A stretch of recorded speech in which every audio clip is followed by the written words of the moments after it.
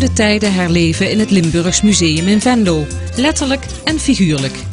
2 Limburgse echtparen wonnen de prijsvraag van de informatiekrant Limburg Dichterbij. Het bezoek aan het museum is voor de prijswinnaars een van de onderdelen van dit verwendagje. Ik heb eens een keertje wat ingevuld, maar dat was ik helemaal vergeten. Tot mijn vrouw het maandags zei, ze hebben opgebeld, die hebben een prijs gewonnen. Ik zeg, nou, met die telefoon moet je oppassen, met die prijzen. Nee, dat is echt waar en je krijgt nog bericht. En een e-mail heb ik gekregen, dus.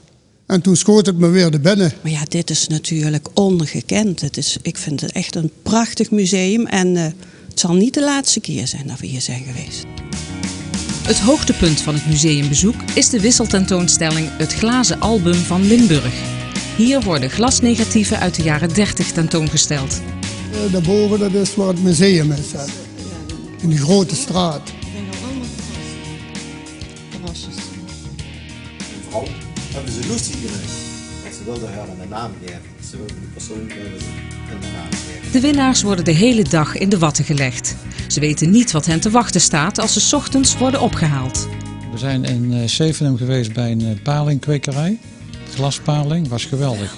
Nooit geweten dat dat in Limburg was. En lekker. Limburgse paling, hoe smaakt dat? Heerlijk, heerlijk. Ik heb nog nooit zo'n lekkere paling gehad. Ja, is waar. En zo beland je van een palingkwekerij in Zevenum in het Limburgs Museum in Venlo. De winnaars worden de hele middag rondgeleid om op die manier het ontstaan van Limburg te herleven. Ze letten goed op. Hele leuke vragen. Mensen herkennen zich in heel veel dingen en dat is eigenlijk de bedoeling van het Limburgs Museum. Het moet een soort herkenning zijn en zeker de tentoonstelling Het Glazen Album, dat roept bij heel veel mensen een aha-erlevenis op. En het is heel leuk om daar als rondleider in mee te werken. Het is een soort wisselwerking. Ja, het is gewoon ontzettend leuk. Geweldige dag. Mooie cultuurdag. Limburgse cultuurdag. Ja. En dat was de bedoeling. De winnaars mochten Limburgse paling proeven en de kennis over de provincie Limburg werd bijgespijkerd. Dat geldt trouwens ook voor het steltlopen.